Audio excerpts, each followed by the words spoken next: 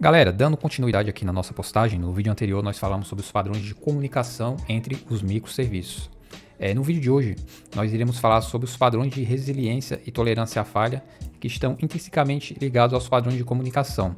Na verdade, nessa postagem, esse item de resiliência e tolerância à falha ele foi separado aqui dos padrões de comunicação, pois, na verdade, ele está dentro dos padrões de comunicação, mas como a resiliência e a tolerância à falha é algo tão sério, é algo tão crítico, é uma coisa que a gente tem que dar uma atenção especial. Bem, quando nós decidimos qual será a nossa estratégia de comunicação entre esses microserviços, nós já temos que alinhar em seguida qual será a nossa estratégia de tolerância a falhas e resiliência, certo? Aqui no texto da postagem, ele elenca aqui pra gente, né? Ele elenca o retry, o timeout, o fallback e o circuit breaker. Essas palavras são palavras-chave, são as operações que a gente vai precisar, como é que eu posso dizer a palavra? Não orquestrar, é outra palavra. Vão ser as operações que a gente vai precisar manipular, vai precisar controlar para a gente implementar a nossa estratégia de resiliência e tolerância.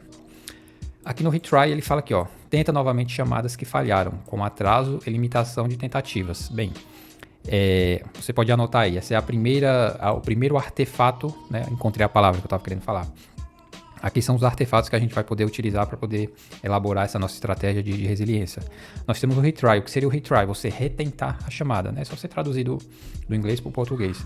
Nós temos o timeout. Define o tempo máximo para que uma chamada de serviço, evitando espera infinita. Ou seja, disparou, lá o serviço não respondeu, ele tem um timeout pré-definido para que toda a operação não falhe na sua totalidade. Ele devolve a resposta. O fallback. O fallback oferece uma resposta alternativa quando o serviço principal não está disponível, né? O fallback é o que você vai fazer se o seu serviço falhar no sentido de uma ação concreta, né? Porque no retry a gente tenta novamente, no timeout a gente simplesmente corta, né, aquela comunicação para que não haja uma espera, estoure o timeout, né, da espera. E nós temos o fallback. O fallback é o que faremos de fato, né, se aquela tentativa de comunicação falhar, qual ação concreta nós podemos tomar para tentar contornar aquela situação, né? Talvez seria a palavra mais adequada, seria como a gente vai contornar aquela falha.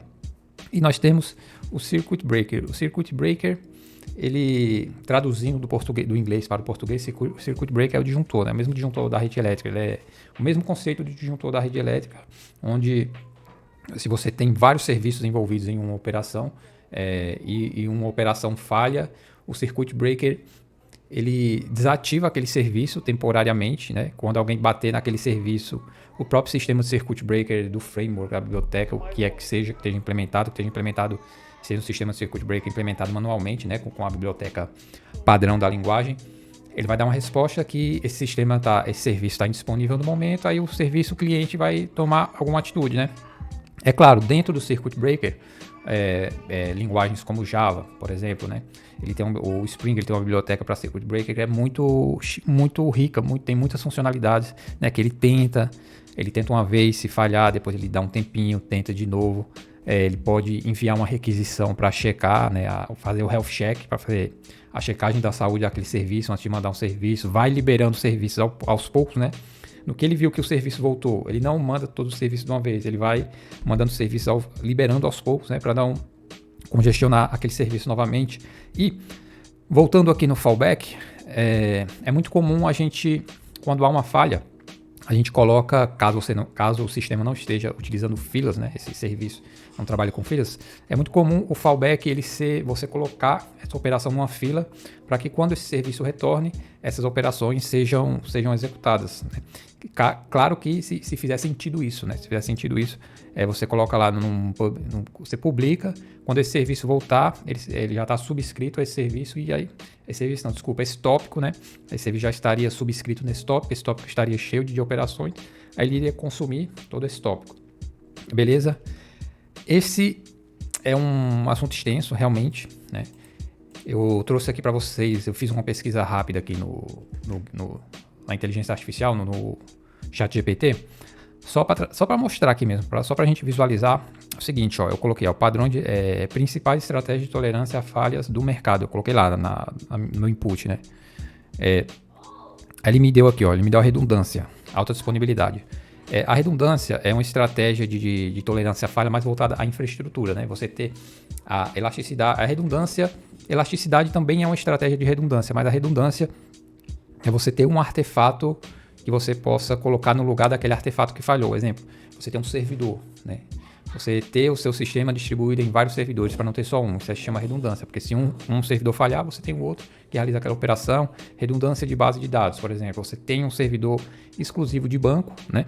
Mas aquele seu servidor de repente está fora, você coloca outro servidor no lugar. E assim você pode usar redundância em vários níveis. Né? Você tem o failover, troca automática para uma instância de backup standby quando a principal falha. Né? Tem algumas diferenças aqui entre o failover e a redundância. Na verdade, a redundância... O failover é uma implantação do conceito de redundância, que redundância é um conceito que você pode aplicar em vários lugares. Aí você tem um load balance, né? Load balance...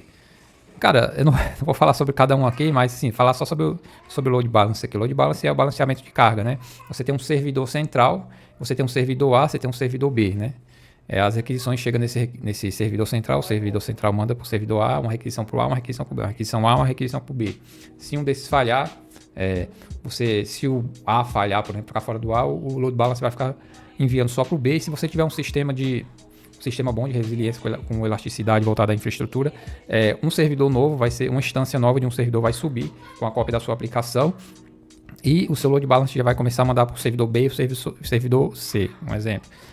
Aí você tem o retry com back-off exponencial, você tem o circuit breaker que eu já falei, você tem o caching como fallback, você criar o cache da operação, você tem o bookhead, timeouts, você tem o health checks, né?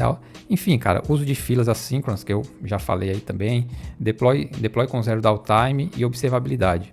Observabilidade, na verdade, está aqui até no nosso outro padrão, deixa eu mudar aqui, ó. Observabilidade está aqui na nossa postagem, ó, padrões de observabilidade. Com observabilidade você não vai esperar falha, né? Como o próprio padrão já diz, mas isso é matéria, é assunto para o próximo vídeo. Muito obrigado, continue nos acompanhando e até a próxima.